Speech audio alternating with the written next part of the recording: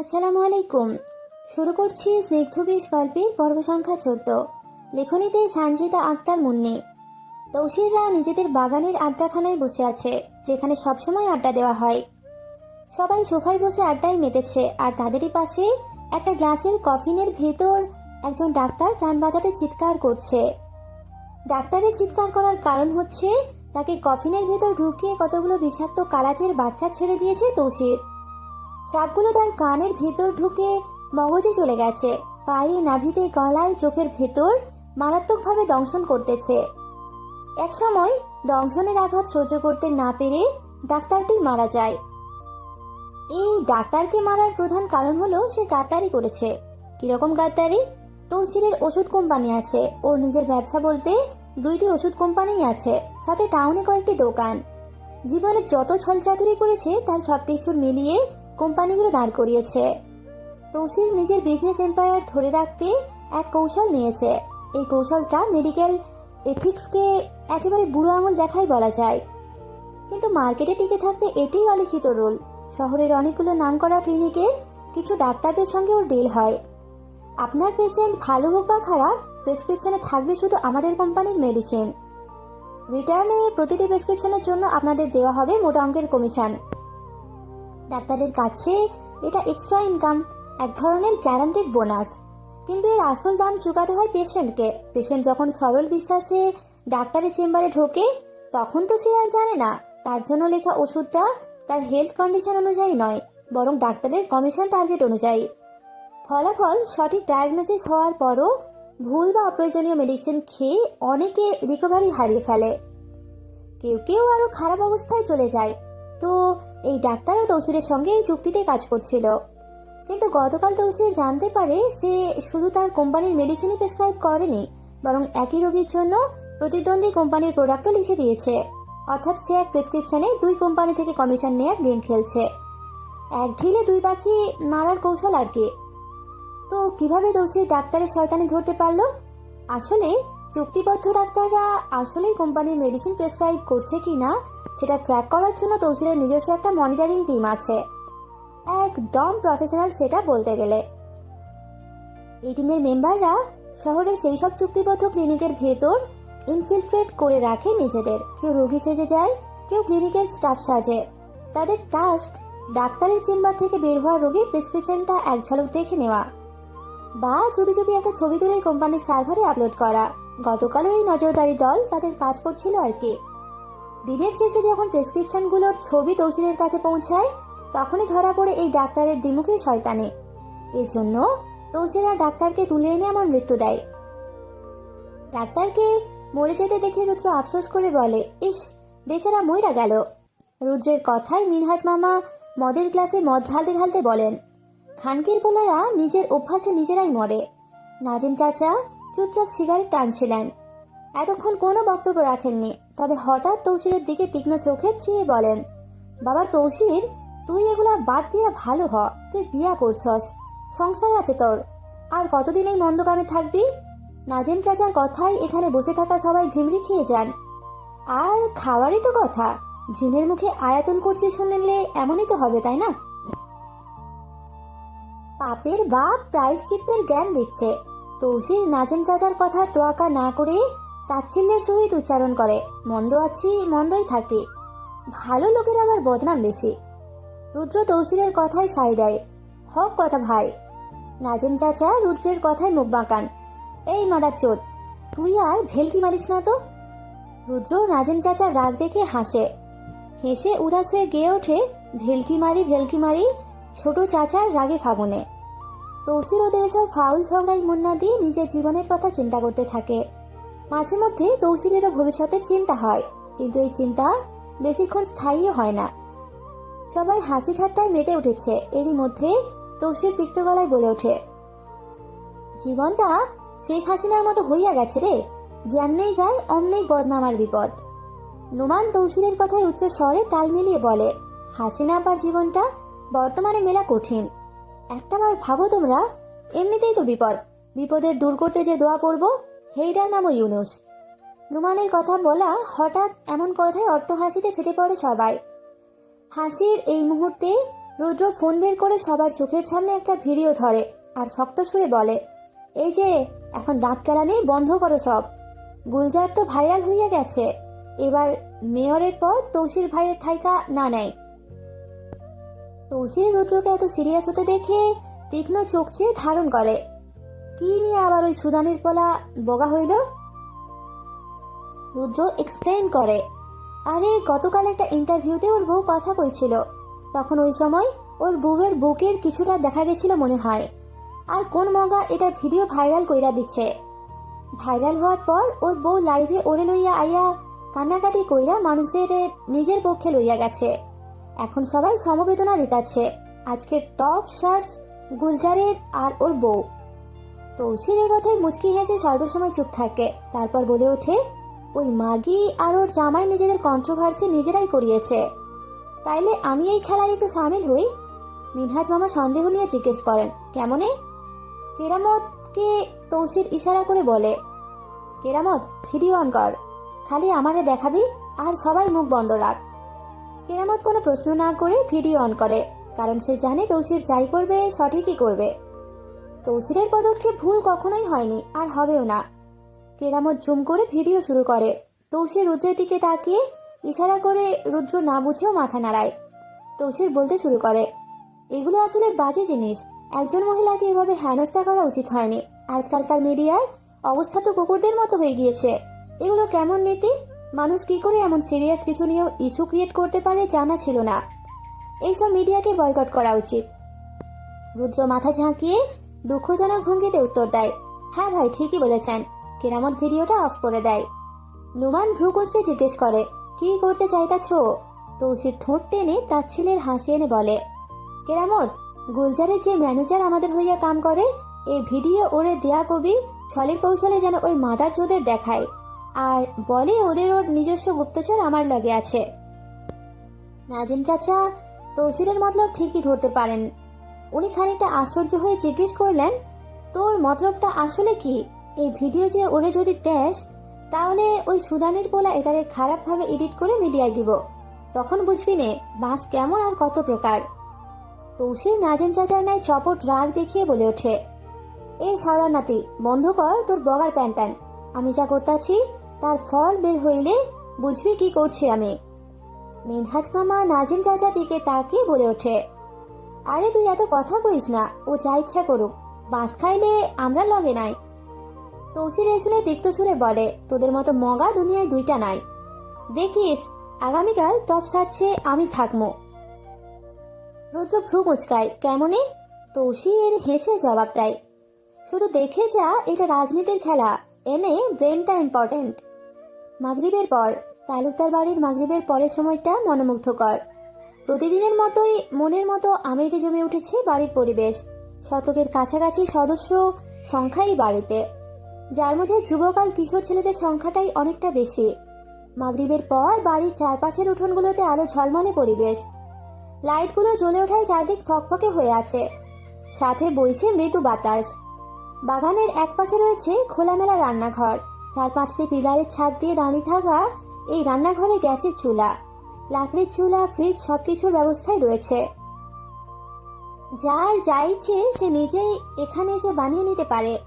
এত মানুষের জন্য বাড়ির মহিলারা সবসময় চা নাস্তা তৈরি করতে পারেন না।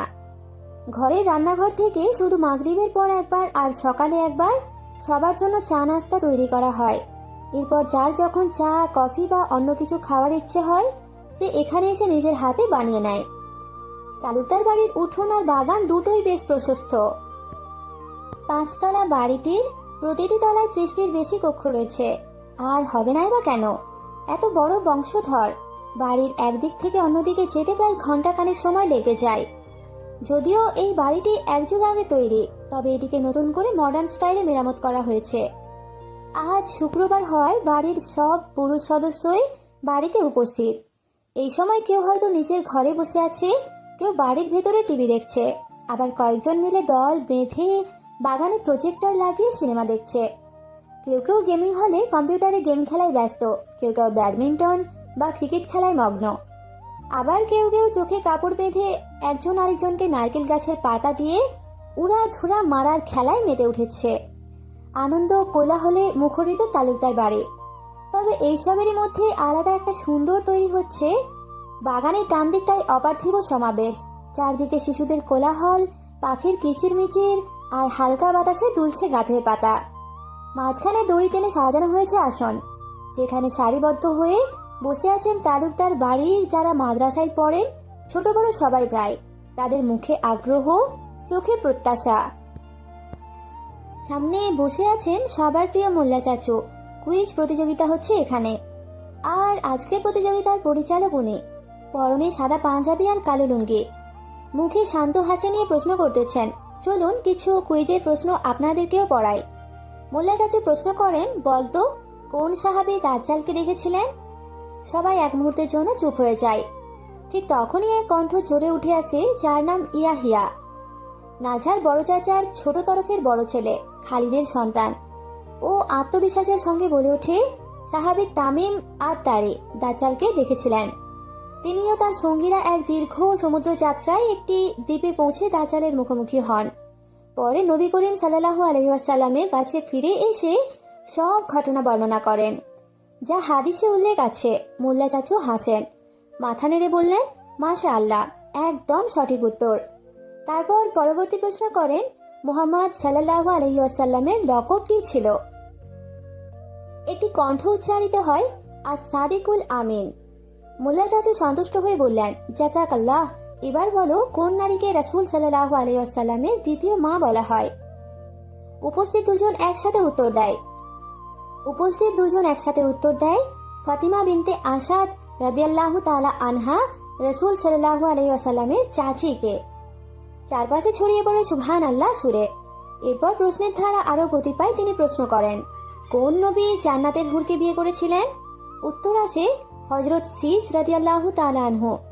উত্তর পেয়ে সন্তুষ্ট হয়ে চারপাশে তাকিয়ে আবারও প্রশ্ন করেন, কোন নবী তার বাবার চেয়ে বয়সে বড় ছিলেন? উত্তর অনেকগুলো আছে, কিন্তু সঠিক মিলে না।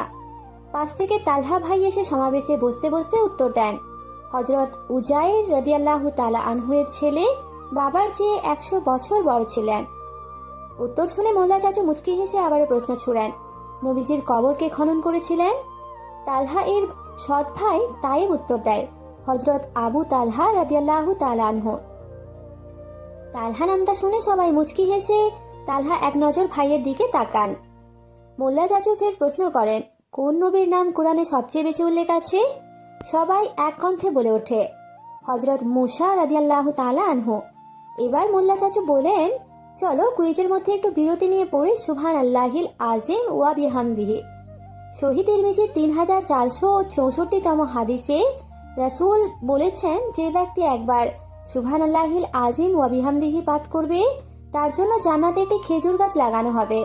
হাদিসটি হাসান সহিহ গরীব হিসেবে বিবেচিত হয় এবং এটি জাবির রাদিয়াল্লাহু তাআলা আনহু থেকে বর্ণিত। চলো পড়ো সুবহানাল্লাহিল আযীম ওয়া বিহামদিহি। ওনার সাথে সবাই একই স্বরে বলে ওঠে, সুবহানাল্লাহিল আযীম ওয়া বিহামদিহি। রজনী প্রায় দ্বাদশের দ্বারপ্রান্তে নিশার প্রায় অন্তিম লগ্নে। নাঝা ব্যালকনিতে রাখা সোফায় বসে আছে, হাতে একটা গিটার ধরা। গতকাল যখন সবাই এসেছিলেন, তখন নাঝার প্রয়োজনীয় অপ্রয়োজনীয় যা আছে সব 7 লাগেজে করে নিয়ে এসেছেন আলাদা আলাদা ভ্যান দিয়ে। নাঝা দুদিন আগেই ওর ছোট চাচুকে বলেছিল, তুমি যদি পারো তাহলে আমার সবকিছু নিয়ে এসো একদিন, আমার রূপের কাবারে যেন একটা সুতো না থাকে। নাঝার কথা মতোই ওনারা নিয়ে এসেছেন, আর নাঝাকে কয়েকদিনের সফরে বাড়ি নিয়ে যাওয়ার জন্য অনেক পায়তারা করেছেন। কিন্তু নাঝা যায়নি, যাওয়ার ইচ্ছেও নেই। কেনই বা যাবে, কি কারণেই যাবে? প্রতিটি পরিবারের ফ্যামিলি পলিটিক্স নামে একটা বিষয় থাকে, আর সেই ফ্যামিলি পলিটিক্সের শিকার হয় প্রতিটি পরিবারের কেউ না কেউ। নাঝা এমনই এক ইস্যুর শিকার। সে মনে মনে পণ করেছে, যতদিন তৌসিরের অধীনস্থ রয়েছে ততদিন তলুকদার বাড়ির ফটো বেরোবে না। সিদ্দিক সাহেবও ফোন হাতে নিয়ে মিনতি করেছেন, আম্মা আও, ওদের সাথে চলে আও, তোমার দেখিবার লাগিয়ে কলিজা শুকাই আছে, আম্মা আও, ওগুর সাথে চলে আও। এই অসহায় মিনতিও নাঝার মন গলাতে পারেনি, কারণ সে জানে যে এসব মনের কথা নয়, শুধুই বাহিরে দেখানো প্রেম। নাঝার 3টে গিটার আছে, একটা সাহেব ভাই দিয়েছেন, একটা ইকরাম আর একটা তালহা ভাই। এই মুহূর্তে নাঝার হাতে যে গিটারটি, তা তালহা ভাইয়ের দেওয়া। নাঝা গিটারের তারে হালকা আঙুল বোঝাচ্ছে। আর এক দৃষ্টিতে ফ্লোরের দিকে তাকিয়ে এই ভবনময় বেদনার কথা ভাবছে। এই যন্ত্রণার মুহূর্তে হাজির হয় তৌসির। মুচকি হেসে সোফার সামনে রাখা ছোট্ট মোড়ায় বসতে বসতে নাঝার দিকে চোরাচ্ছে চেয়ে বলে, কি তাহলে আমার ডাকাত নেই, তুমি গান গাও নাকি তা? তৌসিরের ছেঁড়া ব্যঙ্গবাণীতে নাঝা অতিষ্ঠ অনুভব করে, যাকে বলে বড্ডর চেয়েও বড্ড বেশি অতিষ্ঠতা। গরম চোখে তৌসিরের দিকে তাকায়। তাকানোর উদ্দেশ্য ছিল একটা কড়া কথা বলার, কিন্তু তাকানোর পরে সেই উদ্দেশ্যটা গায়েব হয়ে যায়। তৌসিরের মুখের হাসি বরাবরই সুন্দর, শুধু সুন্দর নয়, একদম মন কাড়ার মতো মনোমুগ্ধকর, যাকে বলে তুলনাহীন মুগ্ধতাই পরিপূর্ণ। তৌসির হাসছে, ঠোঁটের কোণ বেয়ে বেখেয়ালি মতে লাল সরুর মতো পানের পিক গড়াচ্ছে। নাঝার কঠিন চোখের চাহনি নরম চাহনিতে রূপ নেয়। তৌসিরকে পান খেতে দেখেনি, তবে জানে যে তৌসির মাঝে মধ্যে পান খায়, তাও চুন জর্দা এগুলো ছাড়া, শুধুমাত্র পান আর সুপারি। তৌসিরের এই পান খাওয়া দেখে নাঝার ঠোঁটের কিনারায় এক চিলতে মেকি হাসি ফুটে ওঠে, তাও তার নিজের অজান্তে। নাঝা এটা ঠিকই বুঝতে পারে যে পানের পিক পড়ছে। এ বিষয়ে তৌসিরের বোধগম্য হয়নি। আজ আবার তৌসিরের পরনে সাদা পাঞ্জাবি আর কালো পায়জামা, একটা হ্যান্ডসাম ভাব আসছে তাকে দেখে। নাঝাকে মুস্কি হাসতে দেখে তৌসির ভ্রু নাচিয়ে জিজ্ঞেস করে, কি তালো, হাসো কেন? এই প্রশ্নে নাঝাকে উত্তর দিবে খুঁজে পায় না।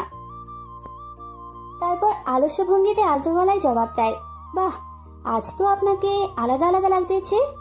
নাঝার বলা আলাদা আলাদা কথাখানি বুঝতে পেরে তৌসির মনে মনে একটু খুশি হয়ে অন্তরে বুনে, এই শাওয়ার মাইয়ারা থেকে তো জীবনেও নিজের প্রশংসা শোনা আমার কাম্য না।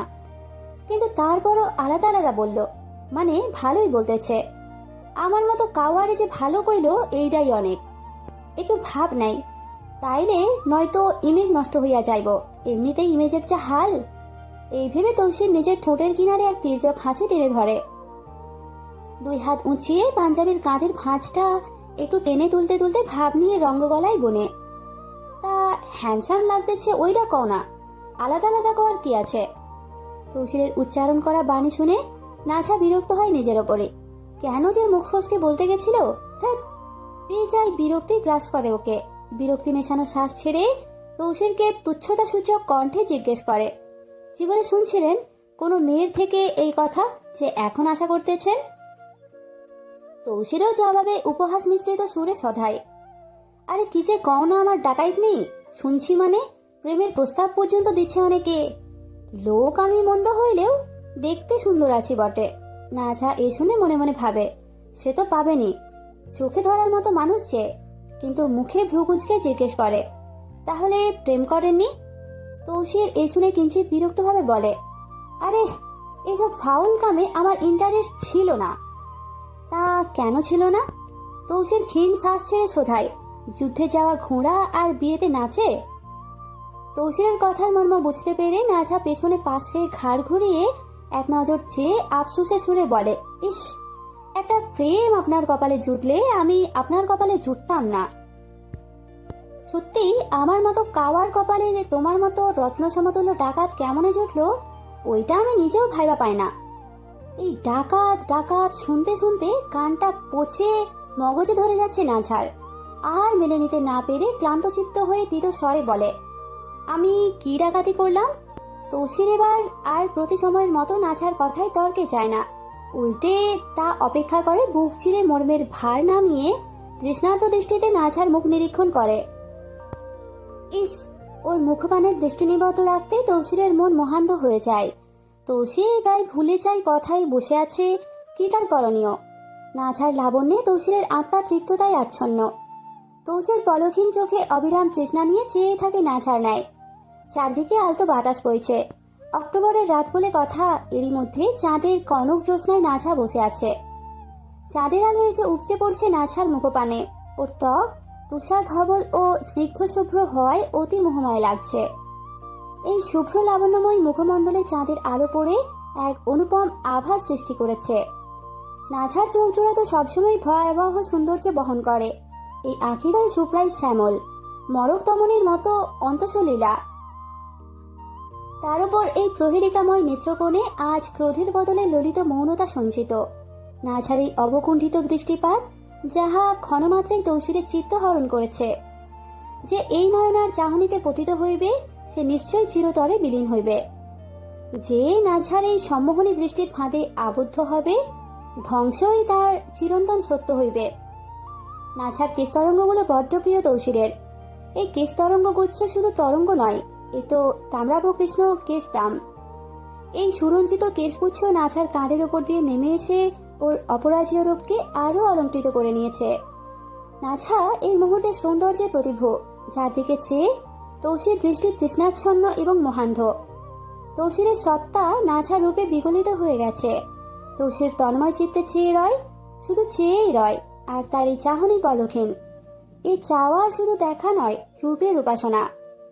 নাঝার বিহবলতা এতটাই তাত্ত্বিক যে তৌসিরের জ্ঞানেন্দ্রিয় নাঝার লাবণ্যের বিভায় আচ্ছন্ন।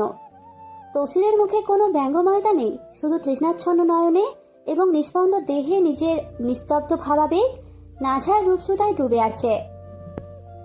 তৌসিরের এই চাহনিতে নাঝা মনোবিরক্তি নিয়ে বলে, এমন গাঁজাখোরের মতো আমার দিকে তাকাবেন না তো। তৌসির নাঝার কথার জবাবে মৃদু হেসে বলে ওঠে, ধুর বেডি, গাঁজার থাইকা তোমার চোখের নেশা আরো বেশি ভয়ঙ্কর। আমার চোখের দিকে তাকাবেন না আপনি। হাহ, না তাকিয়ে কি আর পারি? সাপের মতো সবুজ তোমার ওই চোখ দুইটা, মেলা সুন্দর। সাপের মতো চোখ? এই কেমন তুলনা! সাপের সবুজ চোখ আছে মানল নাঝা, কিন্তু তাই বলে তৌসির ওকে এভাবে অপমান করবে? নাঝা ধৈর্যচ্যুত হয়ে বলে, আপনি আমাকে সাপ কেন বললেন? তৌসির এদিক ওদিক তাকিয়ে আমতা করে উত্তর দেয়, শাওয়ার মাইয়া, এমন রাগ করিও না। আমি কইতাছি সাপের মতো চোখ তোমার সুন্দর আছে, এটাই কইলাম। আপনার বলার প্রয়োজন নেই, আপনি আমার দিকে তাকাবেনও না, আর এসব বলতেও হবে না। তৌসিরের এই সুন্দর মুহূর্তে তর্কবার্তা হজম হয় না, তাই কথা ঘুরাতে নমনীয় ভাষায় বলে, হাতে গিটার যখন নিচ্ছ একটা গান শোনাও না। নাঝা দীর্ঘ শ্বাস ছেড়ে তৌসিরের দিকে খানিক সময় তাকায়, তারপর গিটারের তারে আঙুল বুলিয়ে স্নিগ্ধ স্বরে আর কাতর সুরে গাইতে শুরু করে। কেন মেঘ আসে হৃদয় আকাশে, কেন মেঘ আসে হৃদয় আকাশে, তোমারে দেখিতে দেয় না, মোহ মেঘে তোমারে দেখিতে দেয় না, মোহ মেঘে তোমারে অন্ধ করে রাখে, তোমারে দেখিতে দেয় না। নাঝা গান শেষ করে। নাঝার গাওয়ালায় গানটা শুনেই তৌসির বোধগম্য হতে দেরি হয় না, এই মাইয়া তার পুরনো প্রেমিকের প্রেমে মজেছে, আর মজেই এমন বিরহের গান গাইছে। তৌসির এবার নাঝাকে প্রশ্ন করে বসে, যাকে পছন্দ করো তার কথা মনে হলো নাকি তোমার? নাঝা তৌসিরের করা মৃদু প্রশ্নে হেসে শোধরায়, যার বাস অন্তরের অন্তঃস্থলে তাকে মনে করার প্রয়োজনই বাকি। আচ্ছা, এখনো তারে পাওয়ার সুযোগ যদি পাও তাহলে কি করবে? তৌসিরের করা এই প্রশ্নেও নাঝা শুধু দীর্ঘশ্বাস ছাড়ে। তৌসিরের ধারণাও নেই নাঝা কতখানি চায় তালহা ভাইকে। নাঝা নরম গলায় উত্তর দেয়, তাকে পাওয়ার লোভ আমার পরপার অব্দি থেকে যাবে। নাঝার মুখের কথায় বেশ অস্বস্তি হয় তৌসিরের। কেন এই অস্বস্তি তা তৌসিরের অজানা। তৌসির চুপ করে যায়। মেয়েটি আবারও বলে, আমার ঘোলাটে মস্তিষ্ক, আমার স্থির কম্পাঙ্ক, আমার কাল্পনিক চিন্তাচিত্ত সবটা জুড়েছে। তৌসির এবার দম বাঁধা দীর্ঘ শ্বাস ফেলে বড্ড অসহায় ভঙ্গিতে জিজ্ঞেস করে, আচ্ছা, আমি কি কোথাও আছি? নাঝা তৌসিরের কথায় মৃদু হেসে শোধায়, আছেন তো, আমার বর্তমানে, আমার ভবিষ্যতে, আমার অধিনায়ক রূপে, যাকে আমার মস্তিষ্ক মেনে নিতে চাইলেও মন বারবার প্রত্যাখ্যান করে। নাঝার বলা এই উক্তি তৌসিরের মনে বেশ ঝাঁকিয়ে বসে। তৌসিরের এসব বিরহের ইতিকাব্য শুনতে আর ভালো লাগে না, তাই একটু নড়ে চড়ে বসে বলে, তুমি গিটার বাজাও, আমি গাইব। কোন গানের? আমি শুরু করছি, তুমি শুই না বাজাও। এ বলে তৌসির খানিকটা ভারী কিন্তু উষ্ণ সামান্য কর্কশ গলায় বলে ওঠে, তোর প্রেমেতে অন্ধ হলাম, কি দোষে দিবি তাতে। এই লাইনটা তৌসির টানে দীর্ঘ করে, শব্দের মাঝে একটু কম্পন দেয়, সুপ্রায় ভেতরের কষ্টটা গলার ভাঁজে আটকে আছে। নাঝা গানটা শুনে আটকে ওঠে, খানিক মুহূর্ত স্তব্ধ হয়ে রয়, অতঃপর কাঁপা হাতে গিটারের তারে সুর তোলে। তৌসির যখন দেখে নাঝা সুন্দর মতো টান টেনেছে গিটারে, ও আবারও একই গলায় গেয়ে ওঠে, বন্ধু তোরে খুঁজে বেড়াই সকাল দুপুর রাতে, তোর প্রেমেতে অন্ধ হলাম, কি দোষে দিবি তাতে। বন্ধু তোরে খুঁজে বেড়াই সকাল দুপুর রাতে। একে আক্ষেপে গলায় একটু আওয়াজ দিয়ে গেয়ে ওঠে, আগুন জেনেও পুড়লাম আমি, দিলাম তাতে ছাপ। তোর আমার প্রেম ছিল রে বন্ধু, ছিল পুরোটাই পাপ। আগুন জেনেও পুড়লাম আমি, দিলাম তাতে ছাপ। তোর আমার প্রেম ছিল রে বন্ধু, ছিল পুরোটাই পাপ। এ পর্যায়ে তৌসির গান শেষ করে। তৌসিরের গাওয়ার ধরনটা ছিল একদমই বিষাক্ত, যেমনটা গায়কের গলায় লেগেছে শুনতে। একদম নিখুঁত রূপে ধারণ করেছে প্রতিটি লাইনের। কিন্তু নাছার ভয়ে বুক ঢুকেছে এতে। আচ্ছা, তৌসির কেন এই গান তারই সামনে গাইল? তৌসির কি জেনে গেল সব? না, কিভাবে জানবে? নাছার হাত পা ঠান্ডা হয়ে যায়। যদি তৌসির ওইসব বিষয়ে অবগত হয় তাহলে নাছার শেষ রাত আজ। তৌসির কুকুরের মতো মারতে মারতে নাছাকে মেরে ফেলবে। সব শেষ হয়ে যাবে, সব। নাছা এগুলো ভেবে হাঁসফাঁস করতে থাকে। ভয়ে আতঙ্কে ভেতরে খুইয়ে যেতে থাকে। হাত পা অবশ হয়ে যাওয়ায় নিজের হাতে ধরা গিটারটি পাশে রেখে দেয়। এমন মুহূর্তে তৌসিরের মনে পড়ে একটা কথা, তাই ফট করে বলে ওঠে, তালুকদারের মাইয়া, একটা জিনিস আনছি তোমার লাইগা। নাছা তো ভয়ে ভ্রু কোচকায়।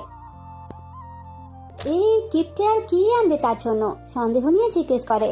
তৌসির মৃদু হেসে পাঞ্জাবির পকেট থেকে একটা আধা শুকনো নিমের ডাল বের করে নাছার দিকে এগিয়ে দিয়ে বলে, মিসওয়াকের কথা বলছিল, নাও। নাছা শান্তির শ্বাস ফেলে। যাক, অমন কিছু না। হাত বাড়িয়ে মিসওয়াকটা হাতে নেয়। প্রথমে ঠিক বুঝতে পারেনি এটা নিমের ডাল, তবে হাতে নিয়ে বুঝতে পারে এটা নিমের। তৌসির এটাকে মিসওয়াকের শেপ দিয়ে নিয়ে এসেছে। নাছা দাঁতে দাঁত চেপে তৌসিরের দিকে স্বল্প ক্রোধ নিয়ে চেয়ে বলে, নিমের ডাল কেন? তৌসির সহজ সরল ভাবে উত্তর দেয়, মিসওয়াক একটা 30 টাকা, তাই নিমের ডাল দিয়াই কইরা নেও, দাঁতের মাড়িও ভালো থাকবো। নাছা রাগ করে নিমের ডাল ফেলতে নিয়ে বলে ওঠে, লাগবে না আপনার এই এনে দেওয়ার, আমার সবকিছু এনে দিয়েছে আমার পরিবার। এ বলে ডালটা ফেলতে যায়, কিন্তু এতে নাছা ব্যর্থ হয়। তৌসির ঝাপটি মেরে তার হাত থেকে ডালটা নিয়ে বলে, ও আমার ঝাঁটের বাল, তোমার না লাগলে ফেলে দিও না, আমার লাগবো। এ বলে ডালটা নিজের হাতে নেয়। নাছা আর কোনো বাক্য ব্যয় করে না, চুপচাপ উঠে রুমে চলে যায়। নাছাকে চুপচাপ দেখে বলে, তৌসির দীর্ঘশ্বাস ছেড়ে ধরায়, রংধনুর কাছেও অত রং নাই, যত রঙের রূপ আমার বউ ধারণ করে। এমন অচন্দ্র প্রহর রাত্রে তিমির ঘন আবরণে ঢেকে রেখেছে চরাচর। সব নিস্তরঙ্গ হয়ে আছে নিস্তব্ধতার রাজত্বে। নিদ্রাচ্ছন্ন তৌসিরকে আচমকাই ওর বিবিজান ফোন করে বাড়ির পশ্চাৎভাবে ডেকেছেন। এই স্থানু নিষেধ প্রহরে এমন অপ্রত্যাশিত আহ্বানে তৌসিরের কৌতূহল আর বিস্ময় নিয়ে নিদ্রা ত্যাগ করে উঠে এসেছে। তৌসির বেশ অবাক হয়ে পদক্ষেপ ফেলছে, কারণ বাড়ির পেছনে কোনো বসতি বা কার্যক্ষেত্র নেই। ওটা একেবারেই জনমানবহীন এক শুনশান জায়গা। এই নিবিড় অন্ধকারে এমন রহস্যময় আহ্বান কেন? এই প্রশ্নই ওর মনে কৌতূহলে ঢেউ তুলছে বারংবারই। এসব আওড়াতে আওড়াতে বাড়ির পেছনে আসে। বাড়ির পেছনে ঠিক মাঝামাঝি স্থানে এসে দাঁড়াতেই তৌসির চমকে ওঠে। সেখানে টর্চ লাইট হাতে দাঁড়িয়ে আছে নাজেম চাচা আর রুদ্র। তাদের সামনে একেবারে কেন্দ্রে তার বিবিচানু দাঁড়িয়ে আছেন। ওনার হাতে ধরা একটা রক্তাক্ত লোহার কুঠার থেকে টুকটুক করে রক্ত মাটিতে গড়িয়ে পড়তেছে। এ দেখে তৌসির থমকে গিয়ে মনে মনে ভাবে, এই বুড়ি আবার কারি ওপরে পাঠাইলো। হতবিহল দৃষ্টিতে তৌসির চারিদিকে চোখ ঘোরায়, আর তখনই ও দৃষ্টিতে আছে একজন অর্ধবয়স্ক মহিলার রক্তাক্ত নিথর দেহ পড়ে আছে। মাথাটি দেহ থেকে বিচ্ছিন্ন হয়ে একপাশে পড়ে আছে, আর দেহখানি পড়ে আছে অন্যখানে। এই ভয়াবহ দৃশ্য দেখে তৌসিরের শরীর দিয়ে ঠান্ডা স্রোত বয়ে যায়। ও কম্পিত কণ্ঠে জিজ্ঞেস করে, এই কি বিপত্তি ঘটিয়েছ বিবিজান তুমি? এ কি কাণ্ড?